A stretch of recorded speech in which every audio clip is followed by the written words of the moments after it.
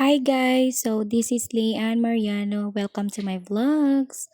For today's video nga guys, sobrang nababanas na ako sa mga tinda ko dito sa bahay. Kasi parang feeling ko sobrang crowded na. Kaya naisipan ko ngayon na mag-rearrange ng aking mga tinda. Ayan nga, separate ko lang. Pinagtatanggal ko sila sa pagkakasabit. Kasi parang parang sabi ko, parang kailangan ko ng maglinis-linis dito. Parang umaliwalas naman tignan tong mga tinda ko kasi parang na siya, overcrowded na nga. Tapos parang ang dami-dami ng lamok, sabi ko. Kaya yan, pinagtatanggal ko yung mga damit, nilagay ko dyan sa sampayan. Tapos medyo naglinis-linis din ako dyan guys kasi sobrang alikabok na talaga. Sabi ko, paano ko kaya to i-arrange yan? Isip-isip pa ako kung paano ko siya i-arrange. Kasi yan nga, minove ko nga yung mga sampayan. Alam nyo ba tips dyan? Trivia lang. Alam nyo ba yung sampayan ko na yan? Kasi noon nagsimula pa lang ako mag-ukay-ukay. Si papa ko guys, very very supportive siya. Pinag-welding niya pa ako ng sampayan na yan. Actually, dalawa yan. Diba, nakikita nyo naman dalawa. Tapos yung yung mga hanger ko na yan, alam nyo ba, yung una kasi dati bumili ako ng ukay-ukay, tapos mga long sleeve, tapos yung iba na, medyo natinda ko naman iba naka 500 plus or 1k, 2k, ganun ako dati. Tapos yung na yun, pinambili ko siya ng mga hanger. Pinabili ko siya ng mga hanger. Tapos, mga 12 dozen.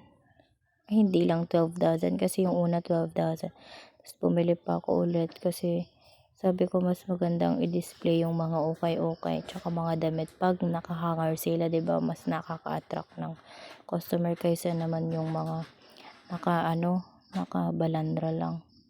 Kaya pinag-hanger ko sila. Matrabaho lang talaga yung mag-ukay-ukay guys kasi kailangan nyo pang isaw-saw sa tubig para mas mukhang makintab. Tsaka tiyaga-tiyaga lang talaga. Tsaka more patience. So yun na nga, back to yan, pinag-ayos ko yung mga square pants kasi kapag nakasampay sila dyan sa may sampayan na dyan na pinaglalagay ko din, hindi siya masyadong nakikita. Mas maganda yung ganyan, sabi ko. Mas maganda yung nakasabit siya dyan sa may bintana nga yan eh. Yan. Yung nga yan, yung tolda na yan dati nakaloob yan. Nakapaloob siya dito, tapos pinaayos ko lang dun sa pamangkin ko nung isang araw. Para mas siya. Sabi ko para mas dami akong mailagay na mga damit-damit ba. Mas maganda kasi kung nakikita nakasampay-sampay. Yan. Pinag-aayos ko din yung mga shorts na yan. Alam nyo, kaya gusto ko naman yung magtinda ng mga ganito kasi buti to hindi sila mag-e-expire unless yung garter lang talaga yung pero kung naman, hindi katulad sa pagkain, ganun napapanis. Nagtinda nga ako ng barbecue, panay ako nasisiraan. Kaya yan ngayon, nagtitinda pa din. Tagal ko na nagtitinda nito, pero syempre naman, occasional lang naman talaga yung pagtitinda. Pagtitinda. Pag yung madaming customer, minsan may bumibili, minsan wala, ganun talaga. Tapos yan nga, pinag-aayos ko sila. Yan, todo pagpag. Ito nga si Jamaica kanina. Naghahanap siya sa akin feminine wash. Wala naman akong feminine wash na tinda. Kaya yun, naki-chesmes lang siya. So yun nga guys, shout out kay Jamaica dyan. Sis. And nga, dinamitan ko na din yung aking mannequin. Ayan na yung aking finished product. Tignan nyo naman.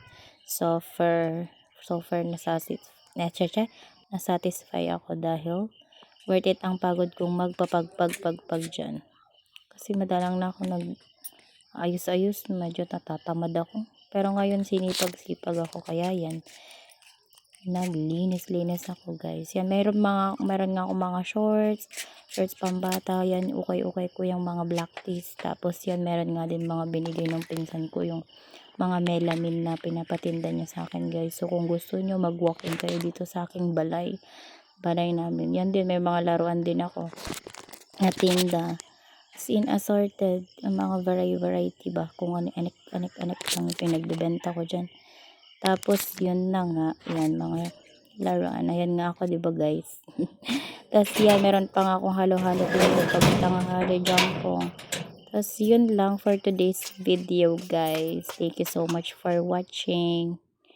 Bye-bye for now.